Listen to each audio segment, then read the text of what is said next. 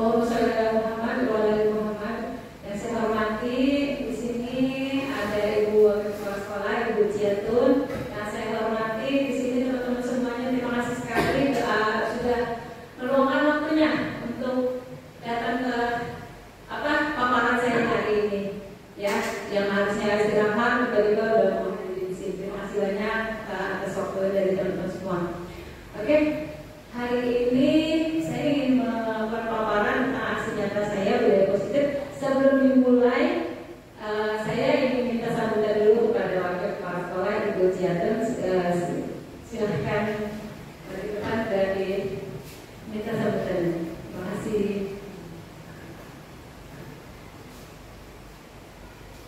Ya, terima kasih Bu Dede. Bismillahirrahmanirrahim. Assalamualaikum warahmatullahi wabarakatuh. Waalaikumsalam warahmatullahi wabarakatuh. Yang saya hormati Bu Kepala Sekolah yang hari ini kebetulan berhalangan hadir karena ada kegiatan di dinas. Yang saya hormati terkhusus yang sangat baik Bu Dede yang selaku CGT angkatan 9. Yang saya hormati Bapak dan Ibu Guru angkatan 10, mohon izin. Yang saya hormati Bapak dan Ibu Guru yang sudah hadir di sini untuk meluangkan waktu istirahatnya. Alhamdulillah pada hari ini kita bisa berkumpul di ruangan indah ini dalam rangka memenuhi undangan Ibu Dede untuk sosialisasi atau diseminasi aksi nyata 1/4. Aksi nyata ini merupakan bagian dari kegiatan rangkaian kegiatan calon guru penggerak yang wajib dilakukan oleh para peserta. Mudah-mudahan aksi nyata yang akan Bu Dede paparkan di sini dapat membawa dampak yang positif bagi kita semua, khususnya bagi sekolah kita tercinta ini. Bismillah Bu Dede, untuk kegiatan hari ini kita buka bersama-sama dengan membaca basmalah ya teman-teman. Bismillahirrahmanirrahim. Semoga kegiatan hari ini lancar sampai dengan akhir. Juga Bu Dede nanti selesai aksi nyata ini mungkin akan ada kegiatan-kegiatan lain. Semoga Allah memudahkan kegiatan selanjutnya. Billahi taufiq wal hidayah. Wassalamualaikum warahmatullahi wabarakatuh. Waalaikumsalam warahmatullahi wabarakatuh. Terima kasih Bu Ciatun atas waktunya yang sudah memberi sambutan kepada acara kita hari ini. Tadi sudah dibuka sama Bu Ciatun ya. Untuk selanjutnya kita langsung masuk ke paparan saya hari ini, yaitu tentang aksi nyata saya tentang budaya positif. Oke, di sini saya memperkenalkan calon pengganti praktik saya, mungkin sudah pernah kesini ya. Ini Ibu Fitriana, dan yang ini saya sendiri, dan ini pasal saya Heri Setianto. Kebetulan beliau dari Yogyakarta ya, dan yang selalu bersama saya kalau lagi acara ruang kolaborasi. Nah, oke. Nah, di sini ada lingkungan sekolah seperti apa yang diinginkan. Nah, saya ingin bertanya sama teman-teman semua di sini. Kalau misalnya teman-teman posisinya sebagai murid, apa sih yang teman-teman inginkan gitu? Lingkungan seperti apa gitu? Mungkin ada yang ingin bicara? Ya, nyaman. Apa mungkin Bu Astrid? Mungkin yang nyaman, bersih, kemudian orang-orangnya ramah dan bisa membuat anak itu belajar dengan semangat. Oke. Nyaman, bersih, terus ramah. Jadi anak murid itu pada saat datang, gurunya berarti ramah ya, teman-teman itu ramah. Jadi pada saat datang sekolah, anak itu merasa nyaman dan jadi semangat untuk belajarnya. Mungkin ada lagi? Ada lagi mungkin Pak tadi? Kira-kira Pak tadi mau lingkungan sekolahnya itu seperti apa sih? Yang mendukung untuk bisa kita berkreasi lebih luas. Oke, berarti ini praktek ya.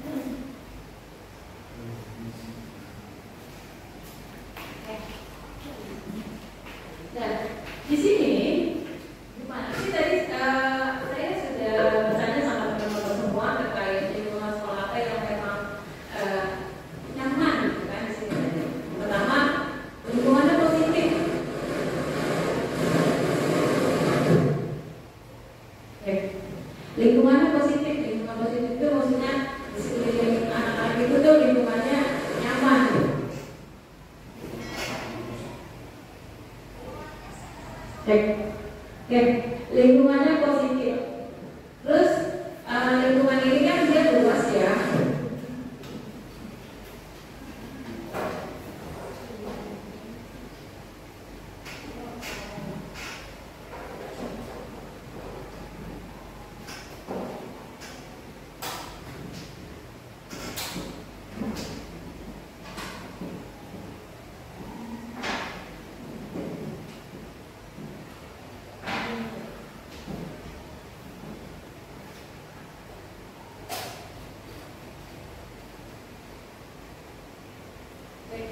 Cek. Oke.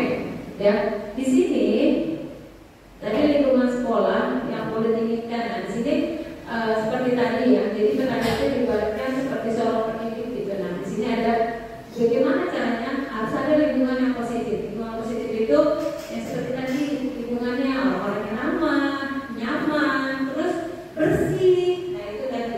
Terus di dalamnya ada lagi lebih kreatif gitu. Anak-anak dituntut untuk bagaimana mereka menciptakan sesuatu gitu.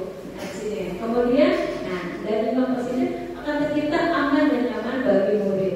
Kemudian dari situ akan ada murid memiliki kesempatan dan bebas dalam mengajar. Kemudian murid mampu mengembangkan potensinya. Yang tadi disebutkan ya, lingkungan positif, semuanya enak, tempatnya strategis, pokoknya tempatnya bersih gitu. Kemudian kembali lagi ke sini, aman dan nyaman bagi murid. Amannya seperti apa? Yang tadi nggak ada yang bully, terus tempatnya juga ramah, berarti jatuhnya ke yang positif kan gitu. Terus nyaman dalam arti saya gini, gurunya baik, ramah gitu.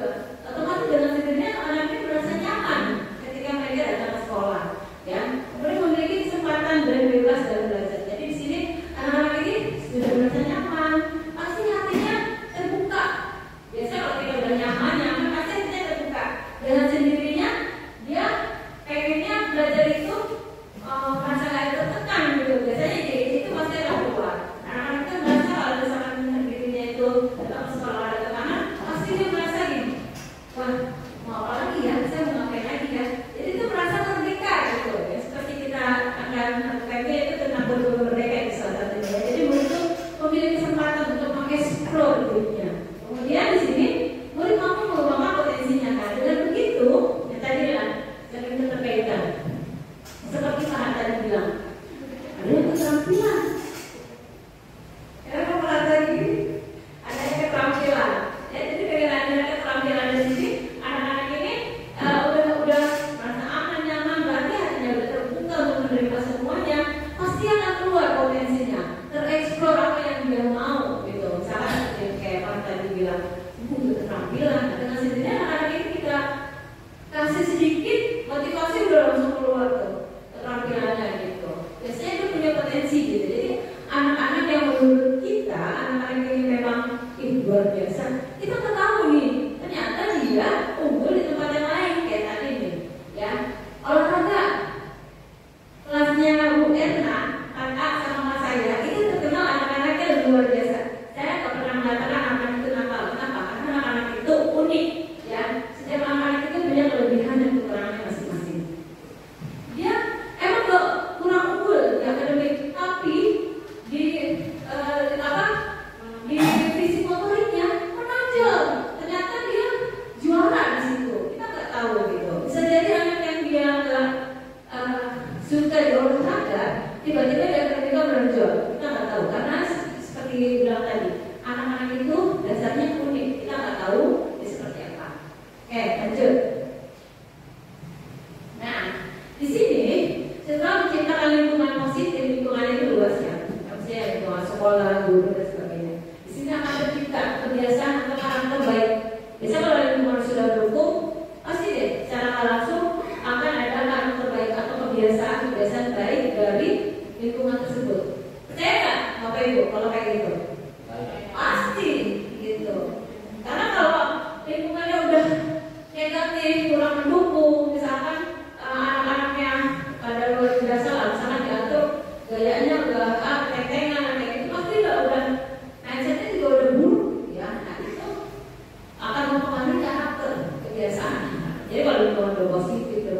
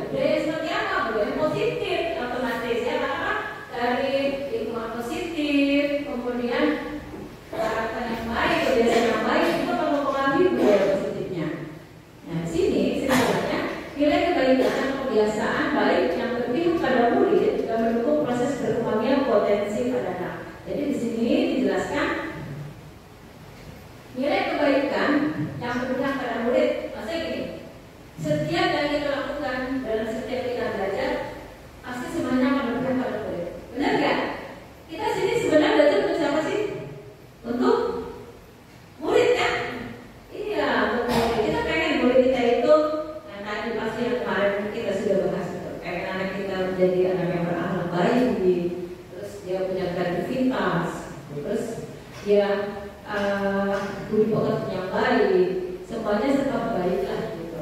Ya, ditunjang juga dengan nilai akademik. Walaupun sebenarnya nilai akademik itu kita bilang sekian lah, yang penting pertama nilai dan akhlaknya dulu. Gitu. Biasanya kalau nilai akhlaknya bagus, insya Allah biasanya akademiknya akan mengikuti. Benar nggak seperti itu? Iya, kalau akademiknya tinggi, akhlaknya kurang, biasanya jangan anaknya seperti itu ya. Biasanya kalau dia udah bagus anaknya, otomatis pasti akan mengikuti nilai akademiknya. Jadi situ ya udah positif di situ. Ya, jadi segala sesuatu itu akan berpihak pada murid. Oke. Nah, jadi tujuan pembelajaran khusus ini saya dapat menyampaikan pembelajaran dari penerapan konsep inti dari modul budaya positif serta pemahaman mereka mengenai konsep-konsep inti dalam modul budaya positif. Jadi sini terkait dengan budaya positif. Gitu. Oke, perubahan paradigma teori kontrol. Nah, ayo lakukan, cobalah buka di sini nih. Mungkin pas sudah berpasangan, yang sudah berpasangan, boleh mungkin sambil kita main dengan atau berdiri dulu deh berdua. Oh ya ada Pak tadi berdua ya sama Bu ini. Berarti kamu bahas nih, Oke. Lakukan pemasangan dan temukan di sebelah Anda peran A dan peran B. Ya nanti kita sulit deh, siapa yang dapat A, siapa yang B, ya. Nah, tugas A adalah mengepalkan tangan. Jadi yang lain mengepalkan tangan dan membayangkan menyimpan sesuatu yang sangat berharga juga sangat penting bagi kehidupan Anda di dalam kepala tangan Anda. Jadi yang tugas A seolah-olah dia mengepalkan sesuatu yang di dalam ini nggak boleh orang ambil gitu. Bagaimana caranya si B ini tugasnya mencoba dengan segala cara untuk membuka kepala tangan A. Jadi si B ini berusaha untuk membuka tangan si A yang berkepal itu. Gitu. Nah, itu bagaimana? Lakukan secara berdasarkan selama 30 menit. Oke, mungkin bisa dilakukan biar beda terus kalian. Teman-teman saya.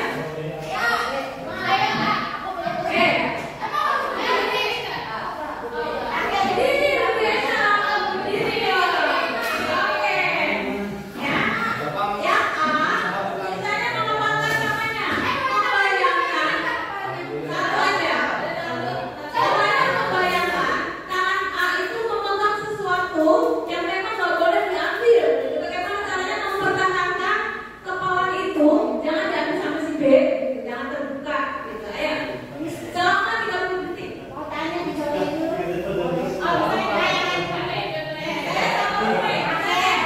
Saya mau Bumi ya. Bumi yang A atau yang B? Yang A, saya yang B. Ayo, kita ini. Memegang sesuatu yang memang menurut dia ini sangat penting dan berharga. Saya mau ambil nih dari B. Satu dari B, satu B. Dan jangan lupa kalau B satu-satu. Mungkin buka atas itu. Pokoknya berusaha ya. Pokoknya berusaha agar kepala tangan ini jangan terbuka. Gitu. Oke. Saya bisa dimulai. Oke. Ya, sampai 30 detik ya, nanti secara bergantian ya. 1, 2, 3.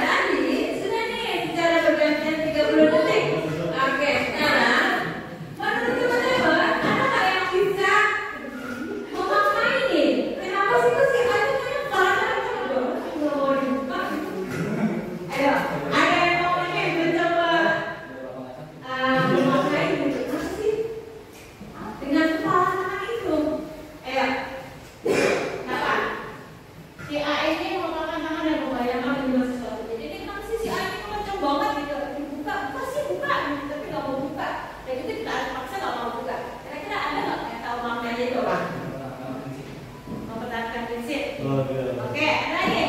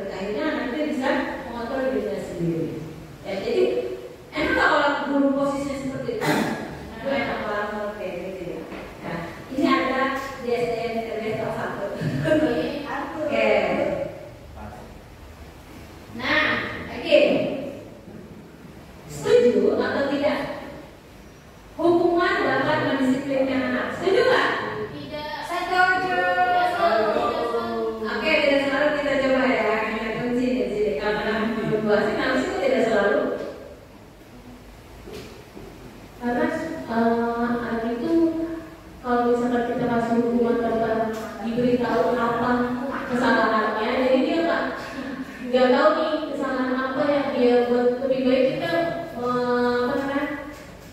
sering memberitahu gitu, apa kesalahan seperti ini. Nanti kan dia akan berpikir. Nanti ketika dia melakukan kesalahan lagi, dia sudah tahu bagaimana apa yang dilakukan itu salah. Jadi tidak selalu ya.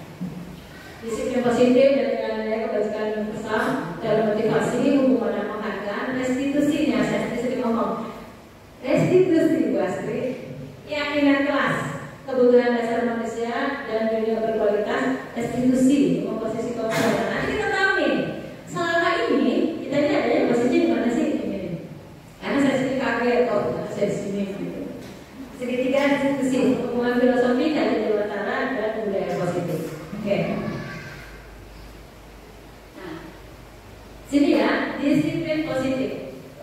Dalam budaya kita ada disiplin di mana menjadi sesuatu yang dilakukan seseorang pada orang lain untuk mendapatkan kepatuhan, benar nggak? Kamu harus disiplin. Gitu. Jadi contohnya memang kayaknya cara orang itu harus mengikuti, gitu ya. Walaupun sebenarnya memang disiplin itu baik untuk kita. Oke, jadi dipaksa jadi terbiasa, gitu ya. Kita cenderung menghubungkan kata disiplin dengan ketidaknyamanan. Kalau dengan kata disiplin nyaman nggak sih sebenarnya? Di dalam benak kita itu nyaman, aman gitu ya. Karena kan ada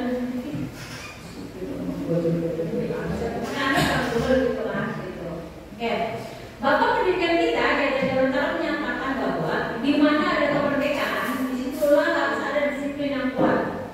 Sungguh pun disiplin itu bersifat self-disiplin, yaitu kita sendiri yang mewajibkan kita dengan sekeras-kerasnya. Tetapi itu semua saja, sebab kalau kita tidak cakap melakukan self-disiplin, wajiblah penguasa lain mendisiplinkan diri kita. Nah, di sini ada kata-kata nih, garis bawahi. Sebab jika kita tidak cakap melakukan self-disiplin, bisa disiplin diri. Kita nggak bisa, maka wajiblah penguasa lain mendisiplinkan diri kita.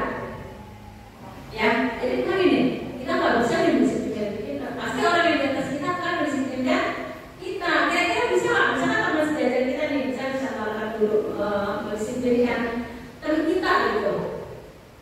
Pasti kita merasa segan, otomatis ya di atasnya yang akan mendisiplinkan kita. Dan peraturan demikian itulah harus ada di dalam susana yang merdeka. Gitu. Dengan kata lain, seseorang yang memiliki disiplin diri berarti mereka bisa bertanggung jawab terhadap apa yang dilakukannya. Karena mereka mendasarkan tindakan mereka pada nilai-nilai kebajikan universal. Dan di sini ya. Jadi disiplin diri berarti mereka bisa bertanggung jawab terhadap apa yang dilakukannya. Jadi di sini yang dimaksudnya Gajar Dewantara itu disiplin diri, dia udah ada kesadaran dalam dirinya, maka yang akan bertanggung jawab ya dirinya sendiri, bukan orang lain, benar nggak? Apa yang kita lakukan mesti dia tanggung jawab diri kita sendiri. Karena selalu kita tanamkan anak-anak apa sudah kamu lakukan, kamu harus tanggung jawab. Itu seperti itu. Berarti dia harus intinya kesadaran dulu anak-anak ini gimana mau bertanggung jawab kalau dia sudah memiliki kesadaran di sana, ya. Sini. Karena mereka berdasarkan dengan mereka pada nilai-nilai kebajikan yang universal. Oke. Sini. Disiplin positif. Tadi kan disiplin doang, sekarang ada positifnya. Anda tidak bisa mengontrol orang lain, hanya Anda yang bisa mengontrol diri Anda. Ya, jadi di sini dari ini. Jadi yang kita nggak bisa mengontrol orang lain, yang mengontrol itu ya diri kita sendiri. Kita harus seperti apa? Makanya belajar mengontrol diri dengan menggali potensi kita. Kita tercapai tujuan juga yaitu sesuatu menjadi seseorang yang kita inginkan berdasarkan nilai-nilai yang kita hargai. Jadi di sini kalau kita udah punya sadar diri kita, otomatis tanggung jawab akan diri kita sendiri. Kita harus bisa. Biasanya kalau kita ada rasa tanggung jawab kita guru di sini. Saya sebagai guru di sini. Tanggung jawab saya selain mengajar, saya bisa memberikan yang terbaik untuk diri saya. Otomatis dengan begitu potensi-potensi itu akan keluar. Gitu. Benar nggak? Benar. Contohnya nih Miss Canva, ya. Contoh Miss Canva. Nah, merasa udah di dalamnya udah muncul gitu ya. Dari situ langsung juga bisa. Nah, situ langsung keluar potensi dirinya. Ternyata bukan terlihat di sana itu apa potensinya. Miss Canva yang biasa ada di level 1 yang berbagai macam, yang hasilnya sudah terpampang nyata di mana-mana, reviewnya nyata maupun videonya bawah sana. Yang seperti itu, ya, seperti itu juga. Dan ada lagi ternyata ada lagi di sini potensi yang kita tahu juga apa? Melissa, Ibu Melissa, ya. Ternyata dari ini sudah MC juga, gitu. Kita nggak tahu gitu ya itu. Ya, berarti itu bertanggung jawab sama diri sendiri. Dan banyak lagi yang mungkin kita nggak tahu satu persatu ya. Menurut kita biasa aja, tapi kita nggak tahu dari seseorang itu dia bagaimana. Kayak kita punya kita nggak tahu. Ya seperti itu. Oke, sini. Semua perilaku memiliki tujuan. Benar nggak? Apa yang kita lakukan pasti kita punya tujuan. Tujuan kita apa sih di sini mengajar? Ingin anak kita menjadi pintar. Berapa tujuan? Salah satunya. Karena ada hak pasti ada kewajiban. Gitu. Nah, salah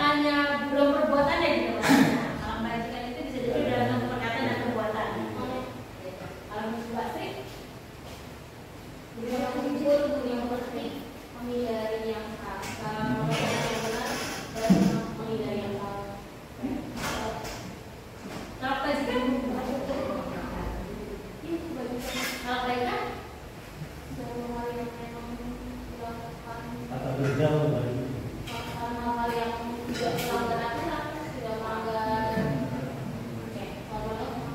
Oke, dari kebajikan adalah sifat-sifat positif manusia yang merupakan tujuan mulia yang ingin dicapai setiap hidup. Tadi pada dasarnya saya manusia pengen pasti memiliki nilai-nilai kebajikan. Dan nilai-nilai tersebut bersifat universal, maksudnya menyeluruh dan lintas bahasa, suku bangsa, agama maupun negara. Jadi di sini tuh yang setahu saya itu kalau nilai-nilai kebajikan itu dia luas ya, jadi mencakupi seluruh alam dan dia kepada manusia, hewan itu sudah masuk nilai ke dalam nilai-nilai tanda kebajikan. Tapi kalau kebaikan biasanya hanya untuk manusia biasanya. Ini kebaikan ini dilihat. Maksudnya di khusus gitu, kalau kebajikan itu di umum. Gitu. Ya, setiap perilaku perbuatan memiliki suatu tujuan. Dengan mengaitkan nilai-nilai kebajikan yang diyakini seseorang, maka motivasi instingnya akan terbangun. Tahu kan motivasi insting? Tahu nggak? Motivasi dari dalam diri itu namanya motivasi instingnya. Ya, sehingga menggunakan motivasi dari dalam untuk dapat mencapai tujuan yang mulia yang diinginkan. Nilai-nilai kebajikan yang ingin dicapai oleh setiap anak Indonesia kita kenal dengan profil pelajar Pancasila. Ini dia. Dimensi profil pelajar Pancasila ada 6. Beriman, bertakwa kepada Yang Maha Esa atau Allah mulia, yang kita sering beriman dan bertakwa. Terus mandiri, benar titis, berkebinekaan global, bergotong royong dan kreatif. Ini dimensi Pancasila. Apa dimensi profil pelajar Pancasila? Yang kemarin waktu kita buat visi-misi sekolah ini dia pakai ini. Jadi nggak boleh kalau tidak menyangkut kepada profil pelajar Pancasila. Ya, teori motivasi perilaku manusia. Ya, di sini ada ya. Menurut dia dosen. Untuk menghindari ketidaknyamanan hukuman, apa yang akan terjadi apabila saya tidak melakukannya? Ini motivasi eksternal. Jadi dari ini ya, dari luar. Oke. Kemudian didukung lagi untuk mendapatkan imbalan dari orang lain atau institusi apa yang akan saya dapatkan apabila saya melakukannya. Ini motivasi dari luar juga. Jadi ini yang dari luar itu dia sini. Saya gimana sih biar nyaman gitu ya, biar yang saya lakukan ini nyaman. Jadi dia ada pikir pasti duluannya ada sesuatu yang dia tuju gitu kan. Terus di sini lagi mendapatkan imbalan dari orang lain. Ya. Apabila saya melakukan, kemudian sini yang dari dalam dirinya. Untuk menghargai diri sendiri, saya menjadi orang yang seperti apa bila saya melakukan. Jadi bila saya melakukan ini apa sih terjadi dalam diri saya? Itu dari dalam diri. Pasti akan muncul ke saya dari diri. Kalau ini pasti dari luar. Sebenarnya nanti saya melakukannya itu cuma ini. Pasti ada pikiran keluar. Sini imbalannya apa ya? Imbalannya kalau yang ini begini. Ya. Oke. Nah, hukuman, konsekuensi, dan restitusi. Apa perbedaan hukuman dan konsekuensi? Ada tahu nggak? Hukuman dan konsekuensi. Biasanya kalau ada hukuman pasti ada yang tadi saya bilang. Hukuman pasti ada. Nah, biasanya kalau ada konsekuensi, terus kami ngomongin pasti ada konsekuensinya. Dalam hukuman pasti ada kalau hukuman pasti ada punishment-nya gitu. Biasanya kalau hukuman itu dengan kata-kata apa sih? Kata bedanya sih kalau hukuman. Berarti kalau konsekuensi kena. Nah, konsekuensi itu ada sebab akibat ya. Ada konsekuensi, benar nggak? Nah gini. Kalau kamu tidak mengerjakan PR, maka konsekuensinya kamu mengerjakan di luar, misalkan gitu kan. Nah itu kan beda dengan sebab akibatnya, misalkan. Terus ada kalau hukuman kan beda lagi, dia tidak mengerjakan tugas tapi gini. Kalau kamu tidak melakukan mengerjakan tugas, dah kamu bawa hukum, kamu berdiri di depan. Itu hukuman gitu ya. Jadi hukuman itu identik dengan negatif. Oke. Oke, di sini. Nah, lihat sini. Dari permasalahan yang terjadi ini, itu apa hukuman atau konsekuensi yang memang ada? Mencatat 100 kali di dalam buku kalimat. Dia mencatat 100 kali ya.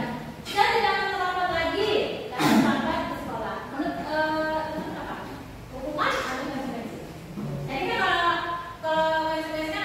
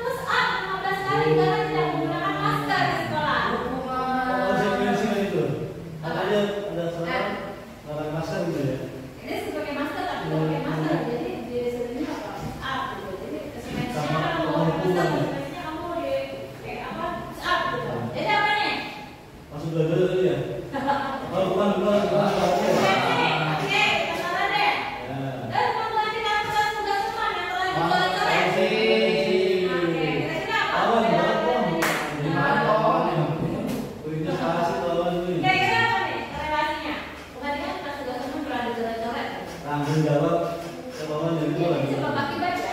Kalau misalkan dia ini dia karena dia mencoret-coret, dia ganti yang dia coret-coret itu. Kayak misalkan dia ngumpain air, udah sebenarnya mau bersihin itu. Kayaknya itu jatuh kayak sampai ke tanggung jawab. Kenal. Membersihkan tumpahan air di meja tulis karena tersenggol pada saat belajar. Masukkan C. Oh, pintar anak-anak saya. Nah,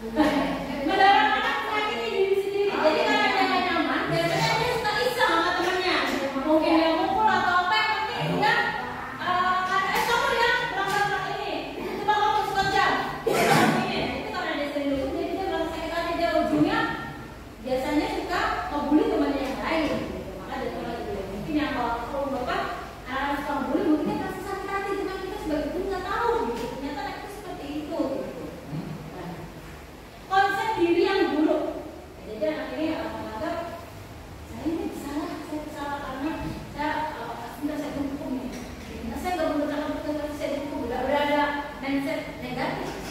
Kemudian anak belajar untuk menyembunyikan kesalahan. Jadi nggak jarang. Biasanya kalau anak melakukan kesalahan, misalkan kita mau PR, pasti nggak ada yang ngaku. Karena takut dihukum. Iya, tidak. Akhirnya secara langsung yang tadinya dia ingin jujur, jadi nggak mau berani. Gitu. Nah itu. Jadi memang budaya yang memang juga kebiasaan ya, kebiasaan dan akhirnya menjadi budaya yang memang harus digunakan. Karena memang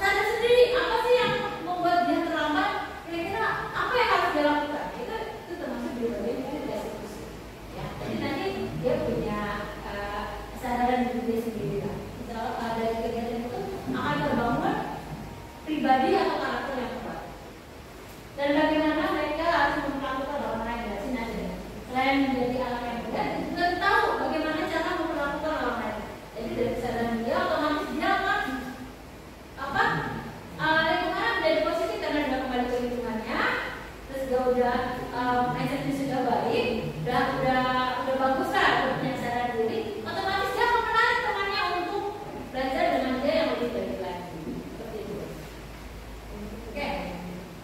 Sini ada identitas gagal berupa hukuman, konsekuensi, restitusi yang tadi ya. Sini nih. Sesuatu yang menyakitkan harus terjadi. Kalau konsekuensi itu sesuatu harus terjadi. Di sini restitusi merupakan pilihan. Ya, tadi ini sudah ada. Kita bahas yang restitusi ya. Menguatkan untuk murid atau anak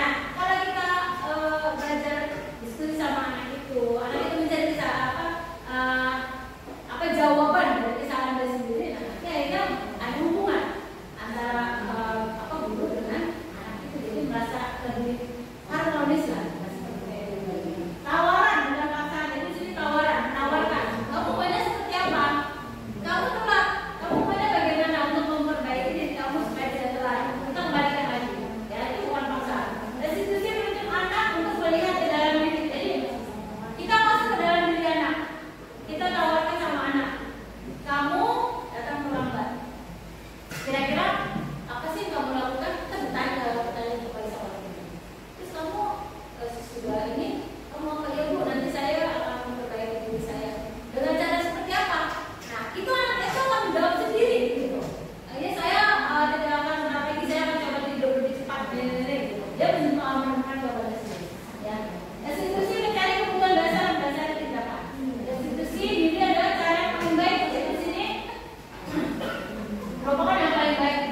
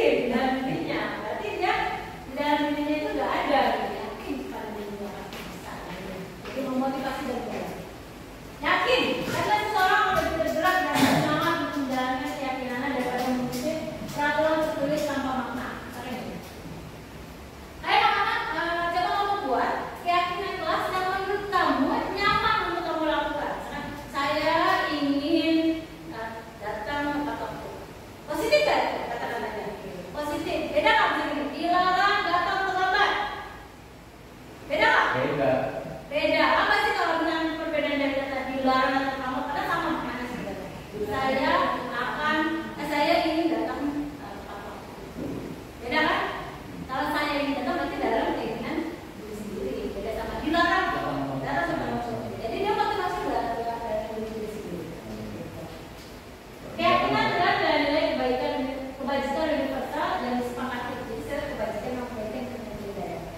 Nah, yang disepakati tersirat bersama-sama. Jadi anak-anak menunjukkan mereka keyakinannya apa sih yang ingin berbuat. Misalnya nih, setiap kan ada baru, ajak teman-teman mengajak anak murid membuat keyakinan kelas. Keyakinan kelasnya itu mereka buat sendiri. Otomatisnya dari dalam diri sendiri ya. Biasanya kalau yang sudah dari dalam diri sendiri, biasanya dia akan bertanggung jawab sama dirinya yang sudah dilakukan, yang sudah dia lakukan. Ajak mereka. Saya ingin mengerjakan tugas tepat waktu. Saya ingin menghargai teman. Saya ingin situasinya tertib. Nah, anak-anak mengerjakan sendiri. Nah, nanti kita menuntut mereka gitu. Dari apa yang mereka katakan, kita menuntut mereka untuk yang seperti apa sih nak? Gitu. Coba kamu menurut. Nanti dia pasti dia menjawab. Gitu. Nah, dari begitu biasanya beda ya sama kita. Kamu ikutin ya, peraturan yang ibu buat nih. Dilarang makan di kelas. Beda sama saya ingin tertib di kelas. Otomatis kan dia tahu tertib. Oh, saya makan di dalam di sini tertib. Berarti dia sadar sendiri. Beda kan ya? Penanamannya dengan kata-kata seperti itu. Sebenarnya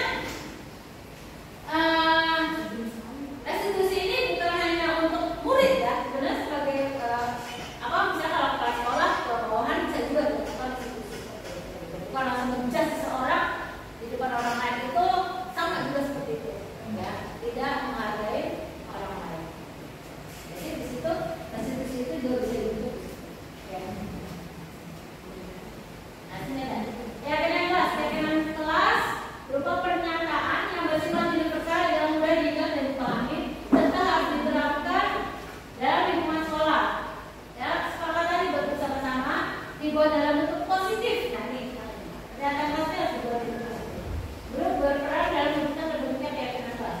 Sebagai keyakinan kelas tidak terlalu banyak, jika terlalu banyak akan sulit mengingatnya dan akibatnya sulit untuk dijalankan.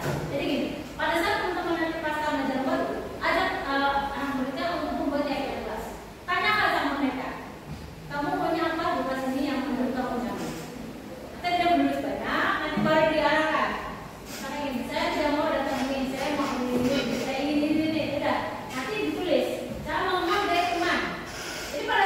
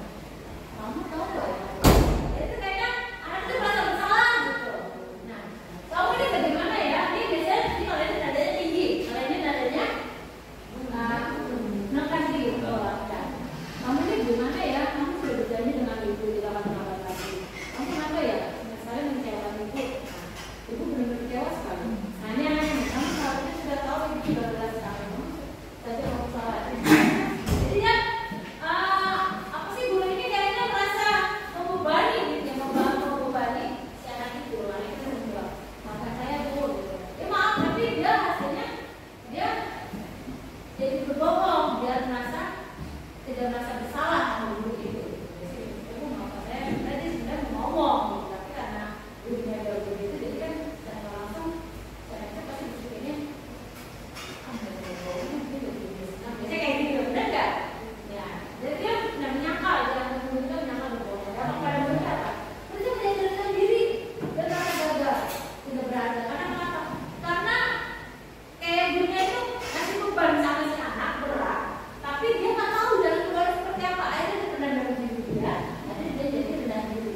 Kalau rendah diri pada saat dia, saya mau masuk, mulai macam gitu. Karena kenapa? Karena dia udah merasa dirinya rendah, karena merasa gagal. Dia sebagai murid itu belum boleh udah gagal. Nah, ini membuat merasa bersalah. Kemudian teman, ini kawan, teman, guru berbuat membuat alasan-alasan untuk murid-muridnya. Gurunya berkata, ayolah lakukan ke bapak ke ibu. Sudah kali ini gak apa-apa deh, nanti ibu bantu bereskan. Pokoknya udah gak apa-apa gitu. Jadi banyak kayak gitu. Nah baru berkata, saya pikir bapak atau ibu teman saya, hasilnya tetap dari teman. Biasanya gini, anak-anak yang menganggap gurunya sebagai teman, biasanya dia merasa tergantung sama guru. Bayar kok, dia gak berpikir dari dirinya.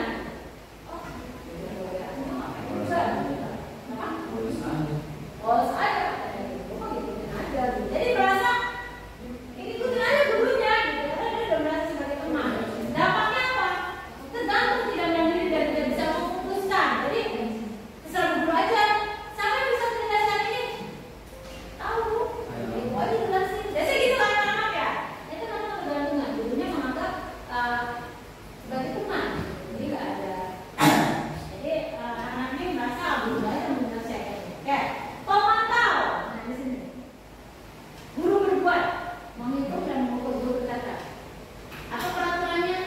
Apa konsekuensinya? Apa yang kamu lakukan? Jadi itu kayak ini ya, kayak apa sih? Pengawasan gitu. Apa yang kamu, apa peraturannya? Apa konsekuensinya? Apa sih yang kamu lakukan? Biasanya pasti juga ada suka bersikap di antara 5 itu ya, kita nggak tahu ya. Apa yang terjadi sekarang? Gitu. Kamu mau apa? Pasti kayak gitu kan. Jadi pilihannya tuh antara iya juga gitu. Berarti berkata saya akan dapat berapa bintang bu atau apa kalau melakukan hal tersebut. Jadi kayak ada transaksi gitu ya. Sini tadi sini bilang kontrak apa kesepakatan dan dia datanya kayak gini. Berapa bu poin yang akan ibu kasih? Jika sudah melakukan hal tersebut saya akan dapatkan apa bu? Akhirnya apa komando dikasih? Menyesuaikan bila dewasa. Dampaknya menitik beratnya pada dampak pada diri sendiri. Dapatkan hadiah akan mendapatkan dulu.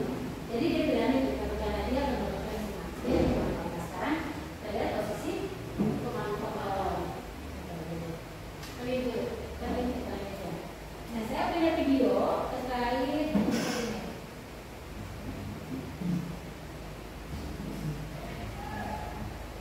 Yang terkait dengan ini ya, posisi sebagai penghukum. Biasanya guru ini nada suaranya tinggi, ya, bahasa tubuh matanya melotot dan dari bentuk Tuhan. Biasanya kalau kamu ya benar ya, kamu udah percaya ibu, biasanya kayak gitu kan. Nah kalau marah biasanya, kamu melakukan tugas lebih kuat.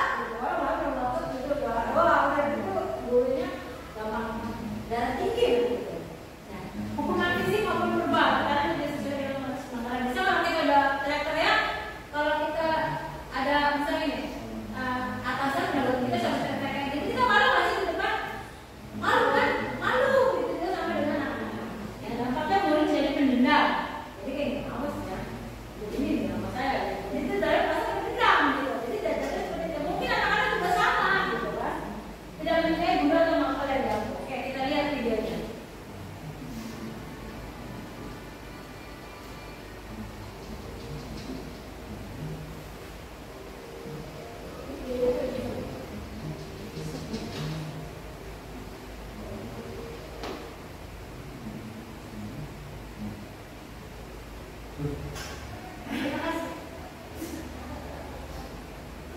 Posisi pembuku.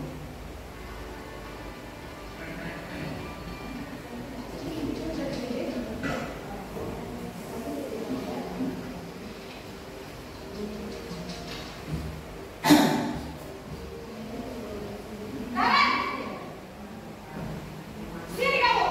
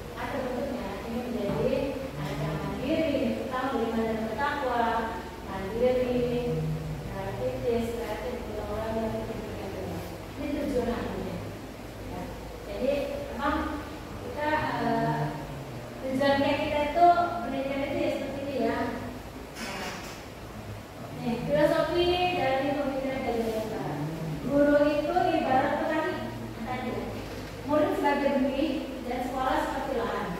Petani hanya bisa menuntun dan merawat tumbuh kembangnya. Tapi kan kalau kita kan berharap, kalau kita sebagai petani berharap hasil tani kita bagus. Gak ada rumputnya gitu, gak ada apa, pokoknya bagus lah. Itu kalau otomatis akan menghasilkan tumbuhan yang banyak. Kalau kita berhenti kayak ini, kemudian menghamba pada mulut, maksudnya menghamba itu bukannya kita mau mudah-mudahan, bukan ya. Di sini awal saya juga masih apa sih menghamba?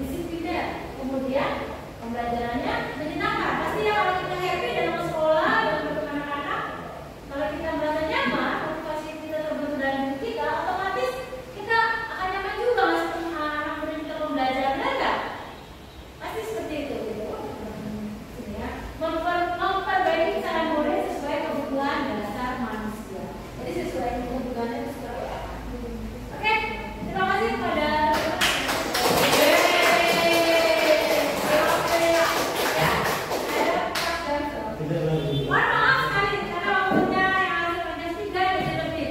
Mana dari tidak berhasil. Ya, mari di sini kita bergerak ya. Jadi kalau kita bergerak sebagai guru maka Indonesia akan menjadi maju. Sebelumnya terima kasih kepada teman-teman atas waktunya yang udah lewat nih dari jam segini. Ya mohon maaf sebelumnya saya pribadi yang tidak ada jawab. Mohon maaf saya tutup. Agar berhasil. Makasih pada teman-teman semua atas waktunya. Semoga bisa membahas sebuah dari ini. Assalamualaikum warahmatullahi wabarakatuh. Assalamualaikum warahmatullahi wabarakatuh.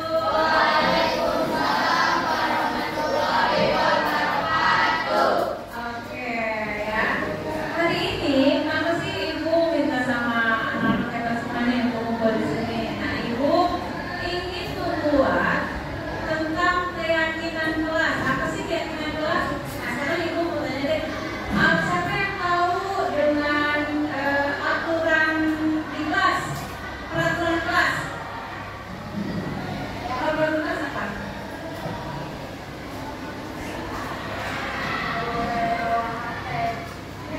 Ini contohnya ya, teman-teman nggak boleh bawa HP. Apa lagi sih?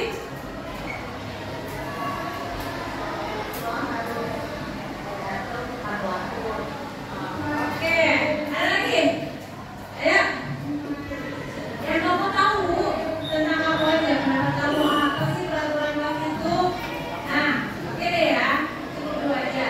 Jadi peraturan kelas itu dia mirip dengan keyakinan kelas. Ya, di sini keyakinan kelas ini pandangan atau kepercayaan yang dimiliki oleh guru dan siswa tentang cara belajar dan mengajar di dalam kelas. Ya, jadi ini termasuk bagaimana sih cara belajar yang baik biar nanti intinya kesepakatan kita tuh ada kesepakatan ya. Jadi terus diyakini apa yang sudah disepakati itu diyakini antara kalian semua dengan guru ya. Nah ini hari ini ibu ingin kalian membuat menurut kamu di kelas itu nyamannya seperti apa sih? Misalkan contohnya datang tepat waktu, terus apa lagi mengerjakan tugas tepat waktu, misalkan seperti itu ya. Oke, nanti ibu kasih kertas ini post-it ini ya. Nanti sama ini aja satu meja kan ada 2. Ibu cukup kasih 1 ya. Nanti kamu diskusikan sama teman sebelahnya. Tulis yang menurut kamu itu apa sih yang menurut saya nyaman di kelas ini gitu. Ya, paham? Paham? Nanti yang tadi sekian macam dilarang nggak pakai kata dilarang ya. Misalnya ini saya mau belajar nyaman tanpa berisik di kelas misalkan.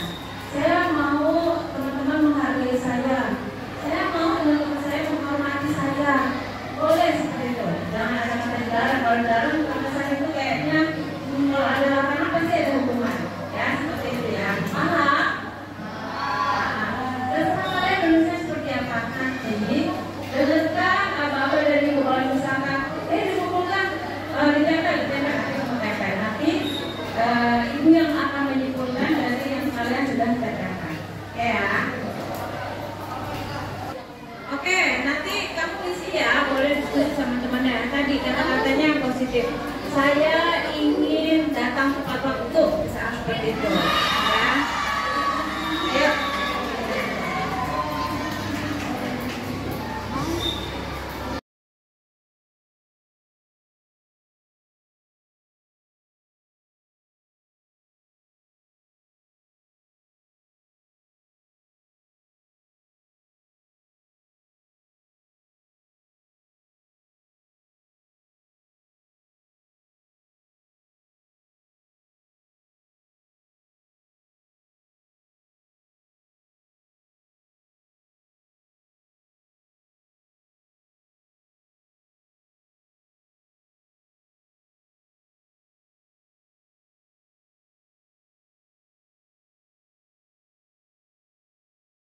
Dengan semua anak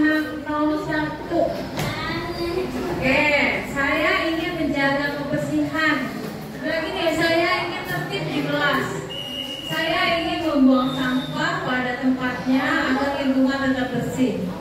Saya akan datang tepat waktu. Saya akan menjaga kebersihan. Saya ingin belajar dengan tenang, tidak berisik. Saya ingin dihormati oleh teman-teman. Saya ingin datang ke sekolah, hampir sama nih. Ini, saya ingin bertanggung jawab. Saya ingin paket kelas. Saya ingin menjaga kebersihan. Saya ingin datang tepat waktu. Masih sama. Saya ingin memakai seragam yang lengkap. Oke, saya ingin satu anak maju deh untuk lihat benar nggak sih itu sama teman-temannya itu. Siapa ya? Cuma jadi mau jadi betul. Ya. Jadi ibu pengen lihat nih, benar nggak sih? Coba. Yang ibu yang itu dari baca benar nggak? Coba kamu baca ulang. Nih, yang ini deh, yang banyak-banyak kamu baca. Saya akan menjaga kebersihan. Saya akan memakai seragam yang lengkap. Saya ingin berteman dengan siapapun. Oke, lagi nggak? Saya ingin menghargai semua teman kelas saya. Oke, makasih ya Bu Jan.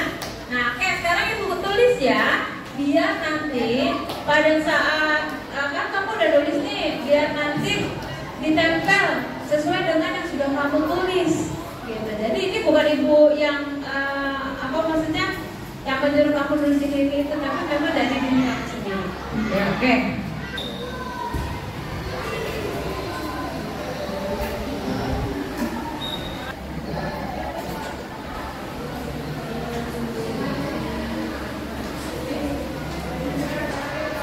Oke, jadi yang sudah kalian tempelkan di sini, nanti itu sudah menyimpulkan. Nah, sudah seperti ini. Beriman dan bertakwa, disiplin, bertanggung jawab, jujur, menghargai, dan peduli lingkungan. Ya, ada pertanyaan dari yang ini untuk Ibu buat. Ya, terima kasih. Ucapkan terima kasih sebelumnya. Wassalamualaikum warahmatullahi wabarakatuh. Waalaikumsalam warahmatullahi wabarakatuh. Betul nah, kira-kira kamu tahu nggak ibu memanggil kamu ke sini? Tahu Bu, karena tadi saya datang terlambat, padahal ulangan sudah dimulai. Bagus, berarti kamu tahu ya maksud ibu memanggil kamu ke sini. Nah, menurutmu apakah tindakan yang sudah kamu lakukan tadi merupakan perbuatan yang baik? Tidak Bu, saya minta maaf, saya salah. Ya, tidak apa-apa nah. Setiap manusia pasti pernah melakukan kesalahan. Ibu pun juga pernah kok melakukan salah seperti kamu. Tapi di sini ibu tidak mencari siapa yang salah, melainkan ibu ingin mencari solusi atau jalan keluar dari permasalahan ini. Tentunya kamu pasti punya alasan. Coba kamu ceritakan sama ibu mengapa kamu terlambat. Dan ibu lihat kamu seperti orang habis bergadang. Tadi malam setelah belajar, saya kasihkan bermain handphone di kamar hingga larut malam Bu. Sehingga tadi saya bangun kesiangan tidak seperti biasanya. Memang tidak salah jika kamu mencari hiburan setelah belajar. Nah, salah satu hiburan yang paling mudah dan menyenangkan pasti bermain HP, ya kan? Tapi adakah solusi yang bisa kamu lakukan agar kamu bisa tetap bermain HP setelah belajar, tapi kamu juga tidak kesiangan tidurnya, gitu. Jadi bangun tidurnya itu tidak kesiangan, gitu. Jadi kamu tidak terlambat datang ke sekolah. Ada Bu, saya harus jangan bermain handphone sehingga saya dapat tidur tidak larut malam. Bagus nak. Nah, kira-kira kapan kamu akan melakukannya? Saya janji Bu akan melakukannya mulai malam ini dan saya berusaha untuk berkomitmen untuk selalu disiplin waktu. Kamu tentunya masih ingat kan tentang keyakinan kelas yang telah kita buat dan kita sepakati bersama? Masih Bu. Menurut keyakinan apa sih yang berkaitan dengan masalah kamu tadi? Disiplin dan menghargai waktu. Oke, benar sekali. Jadi selanjutnya kamu ingin menjadi seperti apa sih? Saya ingin lebih bisa menghargai waktu, menghargai diri saya, menghargai orang tua, menghargai guru dan teman-teman saya untuk datang dengan tepat waktu dan segala. Oke, baiklah. Berarti kamu sudah mendapatkan jalan yang terbaik ya, solusi yang terbaiknya. Jadi kamu dan ibu juga sudah mendapatkan jalan yang terbaik. Jadi ibu yakin sama kamu bisa menenangkan nilai-nilai kebaikan tersebut dengan bisa mengaturnya dengan waktu yang baik, semuanya dengan lebih baik lagi dan lebih bijak lagi dalam penggunaan handphone kamu. Baik Bu, terima kasih sudah mendengarkan. Baiklah, terima kasih banyak waktunya. Kamu benar-benar. wabarakatuh. Terima kasih Bu Guru sudah mengajak saya diskusi untuk menemukan solusi terkait masalah saya. Dan untuk kedepannya saya tidak akan terlambat datang ke sekolah lagi. Terima kasih.